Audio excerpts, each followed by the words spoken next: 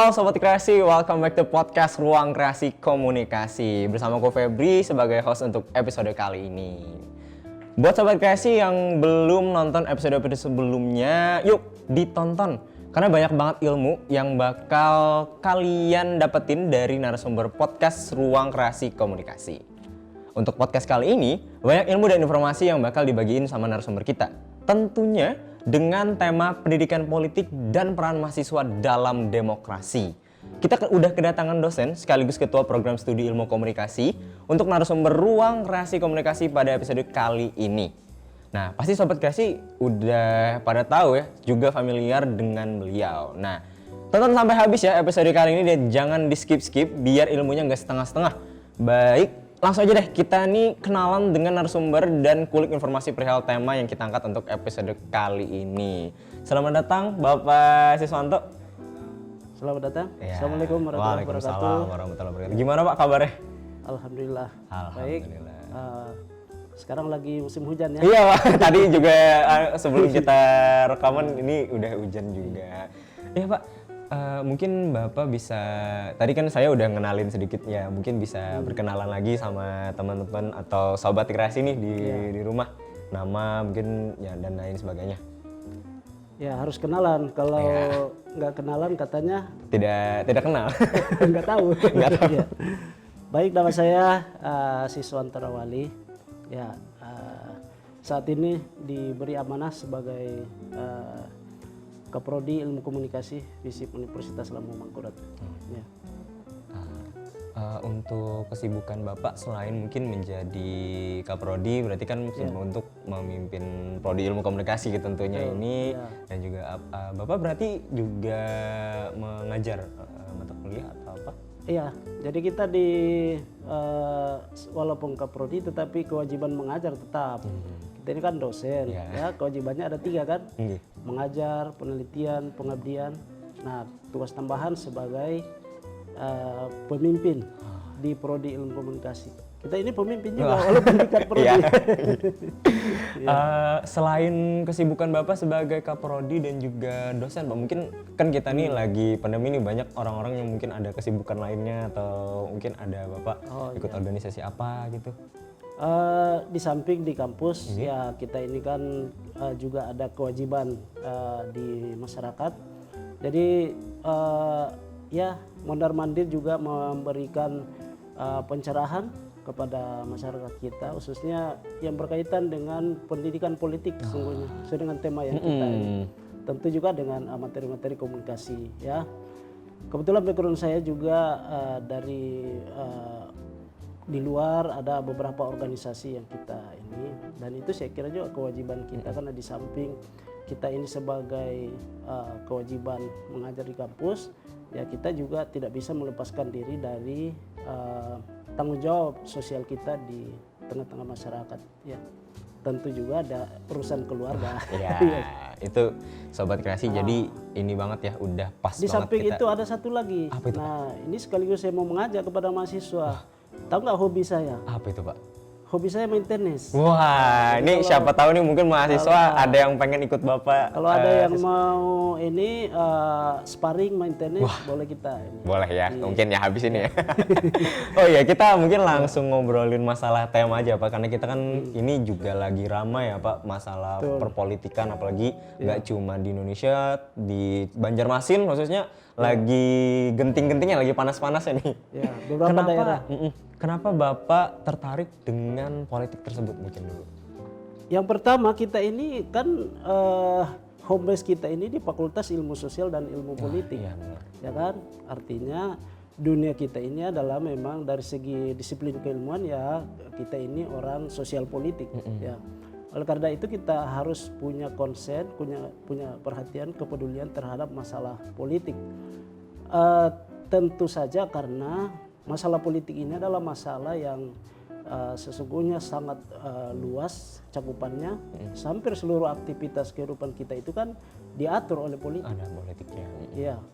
Jadi kita tidak bisa abai, dan memang masalah politik itu masalah yang sangat penting untuk kita pahami. Ya. Kalau itu kan memang dari sekarang nih Pak, karena kita karena Bapak sendiri juga sedang berada di Fakultas Ilmu Sosial dan Politik. Kalau sebelumnya Pak, apakah memang Bapak mendalami ilmu politik itu mungkin dari SMA atau dari sebelum-sebelumnya? Apakah sudah tertarik banget tuh Pak sama politik? Karena memang kita ini dunia aktivis, dunia sosial, jadi memang kita tidak bisa terlepas dari ini kan. Jadi saya ada memang ketertarikan dengan masalah politik. Terus tambah lagi memang background satu saya S2 sampai S3 itu kan kuliah di saya konsennya itu komunikasi politik sungguhnya. Udah ini langsung dalam ya. Disertasi saya kan tentang komunikasi politik. Ya. Jadi ini yang membuat saya kira memang penting sekali masalah politik ini kita pahami, terutama di kalangan mahasiswa. Ya, dulu Febri lahir tahun berapa? Saya lahir tahun 2000 Pak. Lahir di mana? Martapura. Enggak, maksudnya di rumah sakit. Ya benar juga, di rumah sakit. Rumah sakit. Dulu susah lahirnya. Enggak. Prosesnya. Proses lumayan lama sih Pak. Lumayan lama. Untuk akta segala macam itu kayak. Iya itu. Jadi sebenarnya termasuk itu masalah politik. Kita pada saat mau lahir sudah susah. Apalagi sekarang mau mati susah. betul. Mau dikubur di mana? betul. Harus milih dulu ya Pak. Kemudian mahasiswa mengeluhkan tentang kenaikan harga. Itu kan itu masalah politik sebenarnya. Kelihatannya sepele tapi itu adalah masalah politik diatur oleh proses politik sebenarnya. Jadi hampir seluruh aktivitas keseharian kita itu diatur oleh politik. Makanya sekali lagi kita harus paham, harus punya ya literasi terhadap masalah politik itu. Apalagi dunia mahasiswa. Dunia mahasiswa itu adalah dunia yang sangat spesial karena hanya segelintir manusia yang bisa memiliki status sebagai mahasiswa ya kan? Nah, itu. Karena memang kalau yang dilihat banyak sekali ya, kayak nggak cuma mahasiswa aja banyak yang belum melek politik dan nggak sadar juga kalau yang mereka lakukan sekarang itu sudah berhubungan dengan politik. Betul. Masalah itu SPP mahal, ya kan? Kemudian masalah bisa atau tidak dapat beasiswa bagi yang kurang mampu, ya kan? Itu semua faktor politik. Ya. Termasuk anggaran pendidikan. Kalian misalnya bagaimana fasilitas pendidikan di kampus ya, kemudian realitas di luar bagaimana, itu masalah politik gitu. Nah itu. Oke. Ini Pak, karena kita melanjutkan tadi, kalau ketertarikan Bapak berarti udah tertarik banget. Nah, ini apa saja Pak sebenarnya yang dipelajari? Karena kan tadi kita udah mengetahui kalau politik ada di mana saja. Nah untuk pendidikan politik sebenarnya apa saja Pak yang dipelajari dari pendidikan politik itu? Yang pertama tentang sudah pasti definisi apa saja politik itu, apa saja cakupan daripada politik. Kemudian bagaimana pengambilan kebijakan, penyusunan kebijakan publik, ya. Kemudian bagaimana perwakilan. Dan yang umum kita lihat ini adalah bagaimana memilih pemimpin. Itu kan? Nah tapi kan umumnya sekarang orang kalau bicara politik hanya yang berkaitan dengan bagaimana memilih pemimpin saja. Tapi menurut saya tidak salah, karena memang hampir seluruh aktivitas kita ini kan ditentukan oleh pemimpin, ya, dan wakil rakyat. Jadi ketika asumsi atau pendapat orang hanya sampai kepada masalah memilih pemimpin dan wakil rakyat, ya tidak bisa disalahkan juga. Itu mungkin asumsi dasar mereka untuk belajar politik juga ya Pak? Iya, betul. Banyak aspek yang kita harus pahami di dalam pendidikan politik itu. Terutama yang pertama itu kesadaran kita ini sebagai sebuah warga bangsa, ya kan?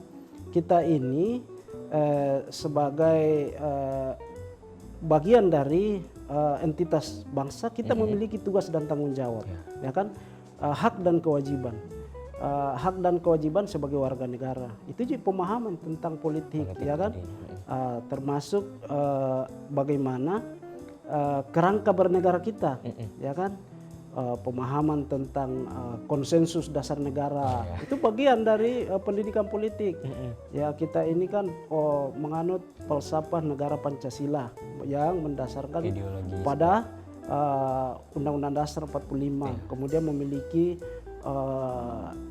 konsensus tentang heterogenitas, keberagaman yang disebut dengan sesanti Bhinneka Tunggal Ika. Kemudian kita diikat oleh satu kesepakatan bangsa yang bernama Negara Kesatuan Republik Indonesia. Itu semua yang ini. Nah, lebih spesifik tentang pendidikan politik itu bagaimana seharusnya sebagai warga negara memiliki keberdayaan di dalam memilih pemimpin dan wakil rakyat, memahami hakikat kepemimpinan. Pemimpin itu apa sesungguhnya, wakil rakyat itu apa sesungguhnya. Itu semua yang perlu kita pahami di dalam pendidikan politik, ya kan? Wakil rakyat itu tugasnya apa, pemimpin itu tugasnya apa, pemimpin yang baik itu bagaimana, ya kan? Itu semua, ya. Untuk bisa menghasilkan kepemimpinan yang baik, maka pemimpin itu siapa? Kita harus memilih pemimpin itu yang bagaimana. Kalau dalam komunikasi kita memiliki kredibilitas komunikator. Nah, dalam kepemimpinan juga ada kredibilitas pemimpin. Apa indikatornya? Dia harus cerdas, punya wawasan, visioner, jujur, ya, punya integritas, track record yang bagus. Kemudian pasti memiliki kemampuan manajerial kepemimpinan. Nah, itu. Bukan seperti sekarang. Sekarang orang bilang jadi pemimpin itu setidaknya ada 5 tas harus dimiliki. Oh, apa itu, Pak? Kualitas, popularitas, kredibilitas, loyalitas, dan isi tas. Uangnya. Rupanya isi. Itu yang 5 tas, satunya memang benar-benar harus isi tas. Isi tas. Ada tambahan lagi. Apa tuh, Pak? Kemampuan membagi isi tas. Iya, harus rela ya, Pak. Nah, itu. Karena katanya bagi-bagi isi tas juga itu kalau salah-salah bisa. Bisa. Ya, banyaklah yang terjadi. Nah, itu yang umum dipahami, padahal itu keliru itu. Harusnya yang tadi ya, Pak, yang tugas mahasiswa hal-hal itu yang perlu dilakukan. Diluruskan. Jadi mahasiswa ini sungguhnya punya tanggung jawab yang besar. Ya kan, memberikan pencerdasan, pencerahan kepada masyarakat kita. Ya, mahasiswa ini memiliki kesempatan menimba ilmu, ya, dengan kebebasan berpendapat, berekspresi saat ini, itu punya tanggung jawab untuk bagaimana mencerdaskan masyarakat kita. Itu berarti kan? Dari situ juga ya, Pak, dilihat bahwa pendidikan politik memang sangat penting. Sangat penting, iya. Karena tadi itu kualitas kepemimpinan yang kita hasilkan dari sebuah proses demokrasi itu sangat ditentukan oleh bagaimana kualitas pendidikan politik kita. Nah, itu masyarakatnya mengerti, berarti kita juga semuanya bisa mengerti untuk memilih satu kesepahaman tadi.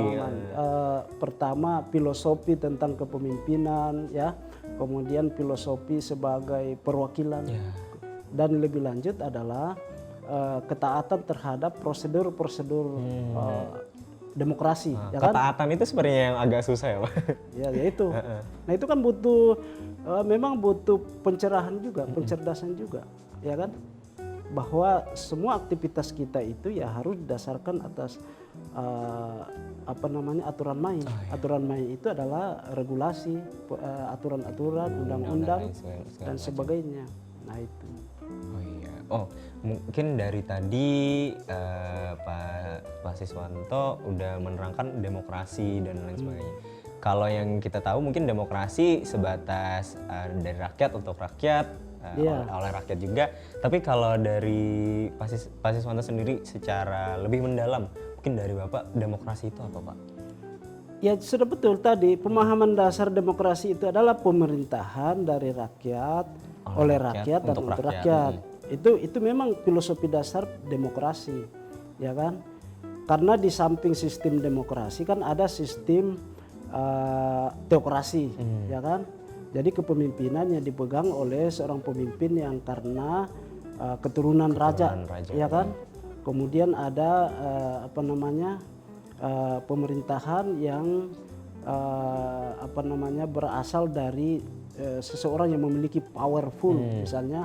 Nah, itu karena dia misalnya lahir dari sebuah revolusi, kudeta dan sebagainya. Itu pemimpin yang lahir dari sebuah proses yang tidak demokratis. Nah, pemimpin yang lahir dari proses demokrasi adalah pemimpin yang lahir dari melalui prosedur di mana rakyat memiliki peran yang besar, ya kan?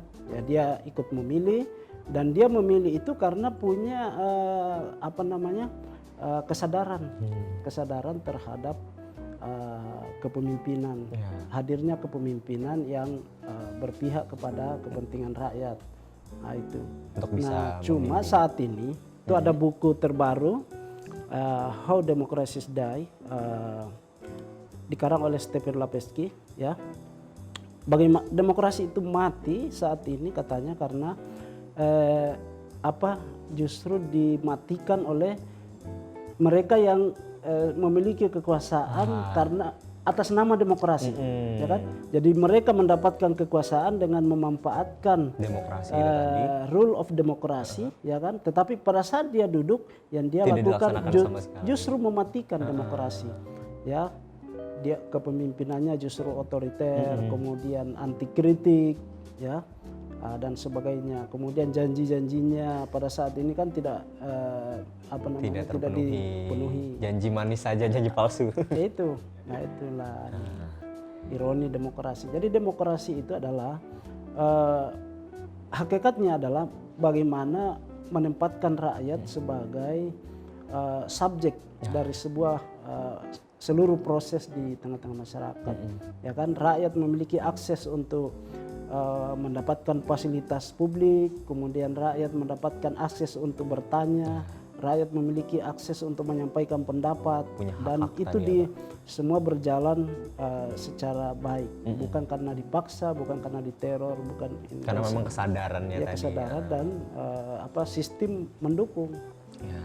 Nah, itu. Kemudian ya Pak, hubungan antara mahasiswa dan demokrasi ini lagi erat-eratnya nih. Mahasiswa sama demokrasi memang mahasiswa lagi dicari oleh kemudian politik-politik dan segala macam. Karena memang mahasiswa ini adalah segmentasi pemilih yang cukup potensial, ya kan? Mahasiswa ini adalah bagian dari generasi milenial yang kalau dalam tipologi itu dia masuk kategori pemilih mengambang. Ya, mahasiswa itu tidak bisa dipengaruhi dengan pendekatan-pendekatan yang sifatnya ini, tapi dia bisa menggunakan rasionya, ya kan? Karena sebagai masyarakat yang komponen yang tercerahkan, tercerdaskan, dan dia mampu mempengaruhi orang lain, ya kan? Dia bebas bergaul kemana saja, apalagi di era sekarang dengan keberadaan sosial media, ya kan? Suara mahasiswa itu menentukan. Oleh karena itu mahasiswa ketika berada di depan media sosial, depan media, gunakan untuk hal-hal yang positif. Memberikan pendidikan politik, pencerahan kepada masyarakat, bukan hanya like, share yang subscribe. tapi memberi komen yang positif, ya. Kalau mendapatkan postingan-postingan yang tidak benar, harus meneliti dulu, ya kan, meluruskan. Gunakan kemampuan mahasiswa untuk, apalagi mahasiswa ilmu komunikasi kan, yang sudah belajar ilmunya kan, nah itu harus memberikan, kan ilmu itu harus dibagi, ya loh, diamalkan, kewajiban kan, yalah. Betul sekali Pak. Sudah dapat dari dosen pendidikan agamanya kan? Sudah ada Pak. Harus dibagi-bagi karena ya ilmu walaupun memang dibilang tidak gratis, tapi apa salahnya berbagi ilmu, walaupun sedikit. Nah, kali ini Pak kita akan membacakan pertanyaan-pertanyaan dari Sobat Kreasi yang udah penasaran dengan tema kita tentunya, yaitu perihal pendidikan politik dan demokrasi ini. Nah, ini yang pertama Pak, ada pertanyaan dari Izam. Kenapa demokrasi identik dengan demonstrasi, Pak? Nah, ini menarik nih sebenarnya karena lagi ramai-ramainya juga nih. Jadi memang secara teori demokrasi itu salah satu media penyampaian aspirasi dalam demokrasi adalah demonstrasi. Ya. Ya, tetapi pertanyaannya kemudian mengapa muncul demonstrasi? Nah itu. Jadi demonstrasi muncul ketika saluran penyampaian aspirasi itu tersumbat. Ya. Oleh karena itu kan dalam politik dipelajari juga tentang bagaimana mengelola aspirasi, ya. Kepentingan yang dari masyarakat itu bagaimana mengelola, bagaimana membuat saluran agregasi kepentingan, ya kan? Nah itu seni. Makanya definisi politik itu kan ilmu dan seni, mengelola mendapatkan, mengelola dan mempertahankan kekuasaan. Di situ ada seni. Seni berpolitik tadi. Seni bagaimana ketika seni mendapatkan kekuasaan, ya kan? Jadi bagaimana trik berkampanye, bagaimana itu seni kan? Nah itu. Nah, cuma memang di kita itu memang ada yang sering salah kaprah. Jadi kita dalam berpolitik itu menggunakan perspektifnya Machiavellis, yaitu mendapatkan kekuasaan dengan segala cara, ya kan? Segala cara dia bisa pakai, cara kekerasan, cara menipu, cara itu. Nah itu untuk konteks bangsa kita yang menganut prinsip Pancasila dan nilai-nilai agama itu kita tidak pakai. Tidak sesuai. Iya, tidak sesuai. Karena kita ini kan punya nilai. Semua aktivitas kita itu harus disandarkan pada nilai. Kalau kita orang beragama ya nilainya agama. Ya kan? Oleh karena itu tidak ada sesuatu yang kita dapatkan dengan harapan bisa menghasilkan yang baik kalau didapatkan dengan cara yang tidak betul. Nah itu perspektif ini seharusnya dipakai dalam politik juga. Jadi tidak ada kepemimpinan yang baik kalau cara mendapatkan kepemimpinan itu tidak benar. Tidak benar. Nah itu. Nah paradigma berpolitik seperti ini ya masih kurang. Masih kurang di kita. Soalnya dari paradigma yang Bapak jelaskan tadi tentang demonstrasi. Demonstrasi itu kan menyampaikan aspirasi, ya, dan itu menurut demokrasi dibenarkan, tapi memang harus diatur caranya, ya, tidak anarkis, ya, kemudian ada jelas konsep yang dibawa, karena memang saat ini juga biasanya para pemimpin itu nanti bergeming kalau dibawakan massa. Nah itu kan cara pandang pemimpin terhadap rakyat yang sudah ini. Seharusnya kan semua saluran aspirasi itu yang ada itu berjalan baik ini, tapi biasanya terjadi kebuntuan, ya kan? Sudah disampaikan baik-baik oleh masyarakat, tetapi tidak direspon. Nanti direspon ketika ribut-ribut masuk di media. Bahkan ada mahasiswa mengatakan, wah susah Pak kalau kita tidak anarkis, tidak diliput, tidak direspon, tidak direspon, tidak. Nah itu. Cara kita seni mengelola aspirasi itu yang perlu dipahami oleh para pemimpin. Nah itu. Bahkan mungkin tidak hanya dari pemimpin, dari masyarakatnya juga harus mengetahui. Iya betul. Nah, itu.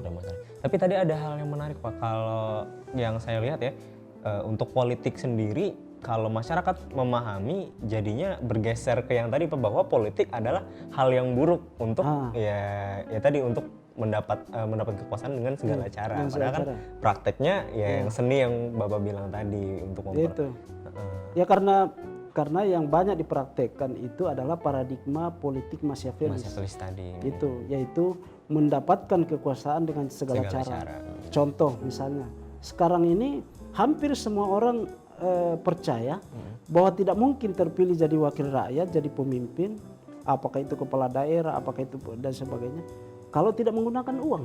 Nah, itu sudah praktik Machiavellis, ya kan? Padahal kita punya nilai, ya kan? Nilai dan seharusnya itu menjadi guidance bagi kita dalam mengelola politik kita yang beradab, politik yang beradab. Karena tadi rumusnya tidak mungkin bisa menghasilkan kepemimpinan yang baik kalau caranya tidak benar. Pertama, yang memimpin bukan orang baik. Yang kedua, mendapatkan kepemimpinan dengan cara yang tidak benar. Salah satunya money politik. Nah, itu. Itu perlu dipahami oleh semua, terutama mahasiswa. Melanjutkan Pak tadi masalah demonstrasi yang pastinya udah Bapak bilang harus ada tata caranya. Ini ada Fauziah nih Pak, pertanyaannya, Demonstrasi yang ideal itu bagaimana sih Pak? Yang didengar tapi nggak harus bikin rusuh. Seperti apa mungkin Bapak? Yang pertama terkoordinir, ya kan? Itu enggak. Yang pertama dulu ada misi.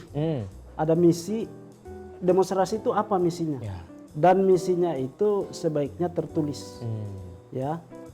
Jadi ketika mau demonstrasi, yang pertama apa yang mau disuarakan, aspirasi apa.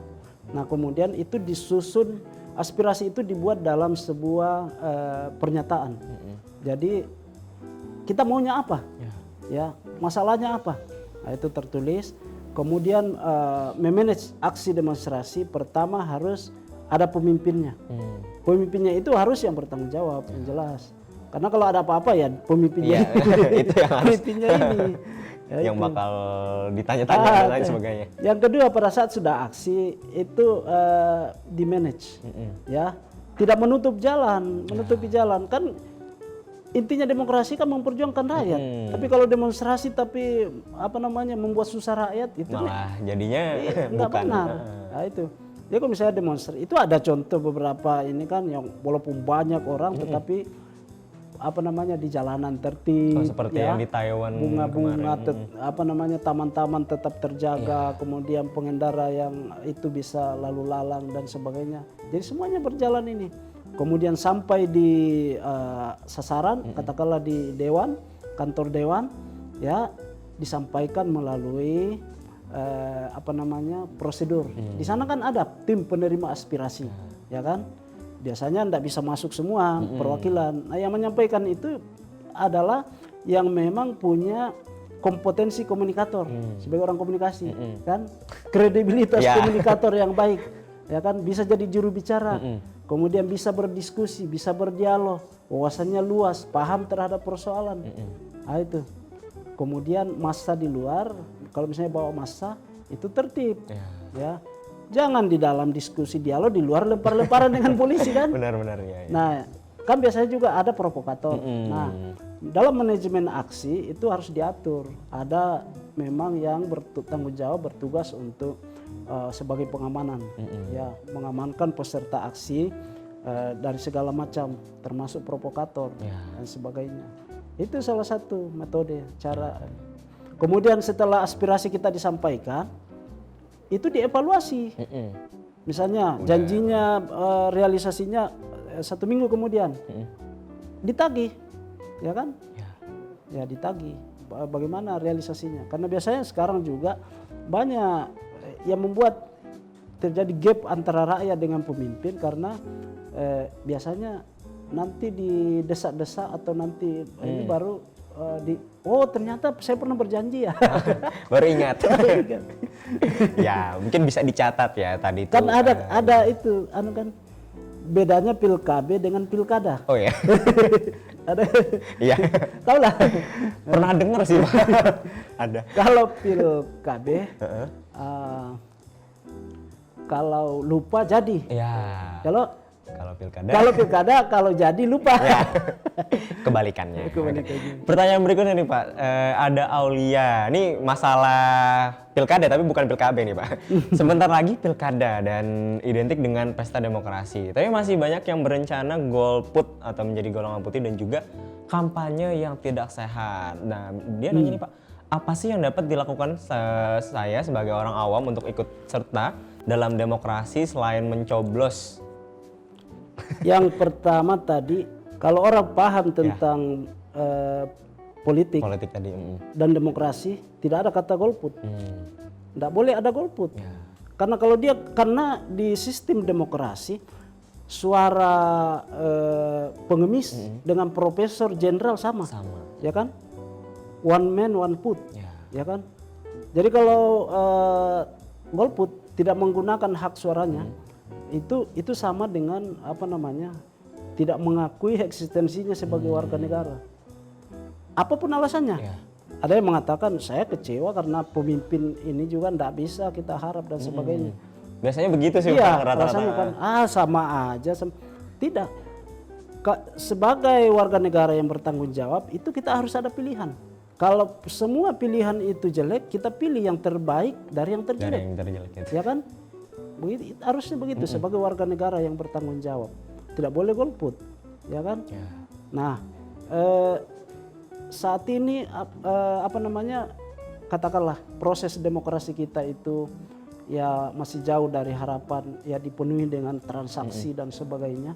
Nah, itu kewajiban kita semua, ya kan?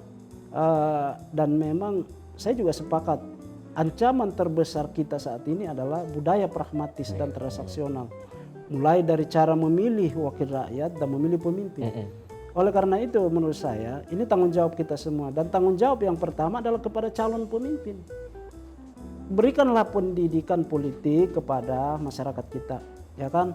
Malulah untuk dipilih sebagai calon pemimpin kalau memang kapasitas kepemimpinan kita itu tidak memadai, Ya, hanya kurang, karena segala kita macam. memiliki uang banyak. Hanya miliki tas tadi. Tas, ya kan?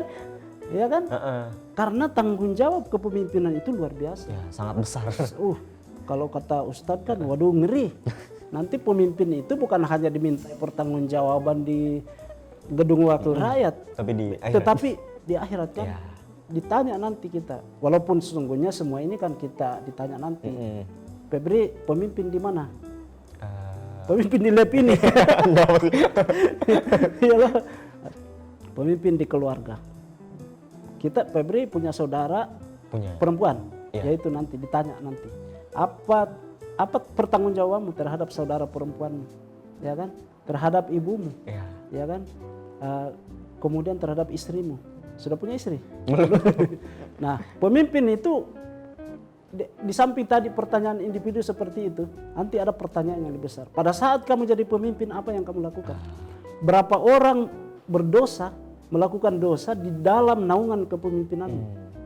Itu nanti pertanyaannya. Tapi pertanyaannya, orang sadar nggak dengan itu?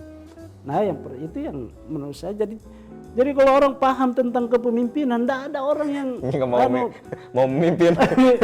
mau Malah dipilih takut. jadi pemimpin bagi-bagi duit. Iya. Ya lo, menurut saya itulah. Ini pertanyaan selanjutnya nih Pak, ada dari Farah Nurmedina. Bagaimana kondisi pendidikan politik di Indonesia nih Pak, dan apa pembekalan politik sudah merata? Ya, apa realitas kita saat ini ya itu adalah cerminan dari bagaimana kualitas pendidikan politik kita. Jadi kalau saat ini politik kita masih diwarnai transaksional, Money kemudian politics, ya. hasilnya adalah para wakil rakyat dan pemimpin yang tidak amanah, itu mencerminkan kualitas pendidikan politik kita. Artinya memang aktivitas pendidikan politik sangat penting untuk digelorakan. Dibenahi lagi. Dan kita sebagai kalangan kampus, terutama mahasiswa, punya tanggung jawab besar untuk itu. Ya, apa yang kita lakukan dalam rangka memberikan pencerdasan berpolitik kepada masyarakat kita, ya lo? Iya betul. Oke. Ini berarti pertanyaan berikutnya nih Pak. Ini ada dari Yuni Maulidina. Waduh, ada latar belakangnya dulu nih. Mahasiswa hadir sebagai golongan terpelajar dan diajarkan pendidikan politik, diajarkan juga kebebasan dalam menyampaikan aspirasi. Tapi lebih lanjut hal ini dibatasi nih Pak. Lalu sebenarnya peran mahasiswa seperti apa yang dibutuhkan negara? Apakah yang cuma mengikut-ngikut aja atau gimana nih Pak? Tadi dibatasi dalam hal apa? Ya dibatasi misalnya mungkin ya ada rambu-rambunya. Semua ada batasannya, ya kan? Semua urusan ada batasannya kan. Jadi mahasiswa itu kenapa mahasiswa itu spesial ya?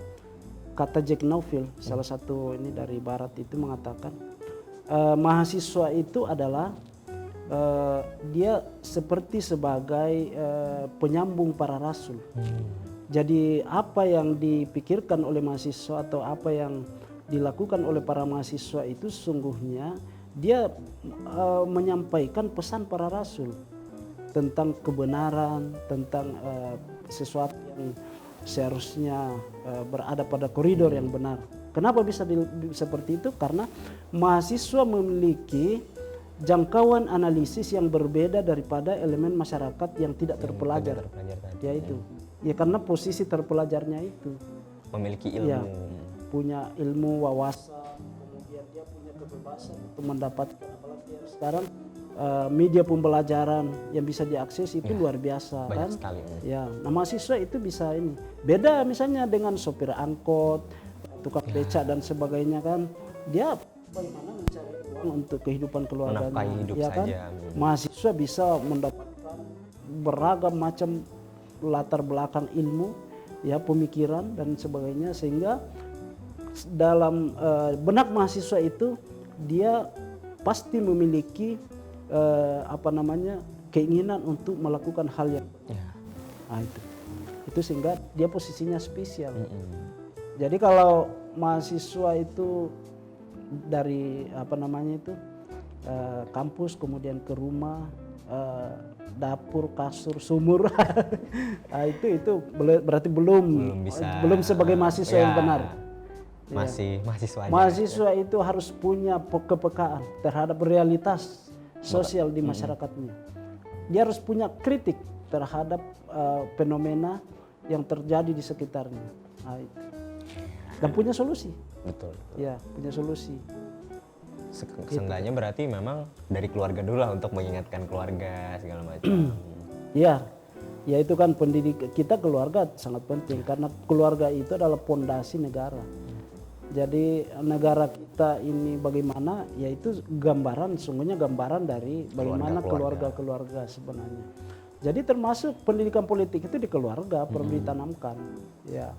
Dan peran kepala keluarga, ayah dan sebagainya, ya itu ibu, ayah, dan siapa saja yang menyandang predikat sebagai kepala keluarga, ya kan, itu kewajibannya, ya menyampaikan.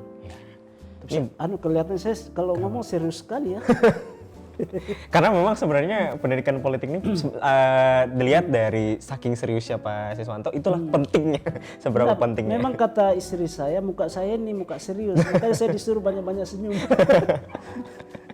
Oke, kita tapi bukan hanya itu, karena memang masalah yang kita bicarakan masalah yang sangat serius. Sangat serius itu iya, tadi. Serius. Kita sebenarnya udah berada di persoalan bangsa. Udah di menit-menit akhir nih sebenarnya, Pak. Ya. Mungkin dari Bapak bisa closing statement sedikit lah untuk kita masalah tema pendidikan politik dan demokrasi ini, Pak. Baik. Masalah politik ini hal yang sangat penting, ya. Karena seluruh aspek kehidupan kita ini ditentukan oleh politik. Bukan hanya memilih pemimpin, bukan hanya mengatur negara, tetapi termasuk bagaimana kondisi harga-harga di pasar, ya, termasuk bagaimana anak-anak terlantar, fakir miskin, janda-janda dan sebagainya, bagaimana nasibnya, itu karena politik. Oleh karena itu kita sebagai masyarakat yang tercerahkan diberikan anugerah oleh Allah Subhanahu wa taala untuk bisa mendapatkan pengetahuan, wawasan, kesempatan yang cukup baik, itu harus kita manfaatkan. Itu adalah bagian dari pertanggungjawaban terhadap diri, terhadap bangsa, terhadap Tuhan. Sekian. Oke, ya Sobat Kreasi udah dijawab ya nama narasumber kita hari ini, pertanyaan-pertanyaan yang udah masuk tadi ada 5 pertanyaan. Tentunya juga seru banget bincang-bincang kita di podcast Ruang Kreasi Komunikasi pada episode pendidikan politik dan peran mahasiswa dalam demokrasi. Terima kasih, terima kasih banyak buat Pak Siswanto yang sudah bersedia hadir di sini. Terima kasih juga buat Sobat Kreasi yang sudah setia nonton podcast kali ini sampai akhir tentunya. Nah, nantikan episode-episode podcast Ruang Kreasi Komunikasi berikutnya dan jangan lupa like video ini. Terus komen di bawah, mungkin saran-saran atau ada pertanyaan lagi dan lain sebagainya. Juga jangan lupa subscribe YouTube channel kita Komunikasi ULM. Nah, oh ya jangan lupa nyalakan juga lonceng notifikasi biar Sobat Kreasi update terus episode terbarunya Ruang Kreasi Komunikasi. Sampai ketemu kembali di Ruang Kreasi Komunikasi. Bye-bye. Dadah.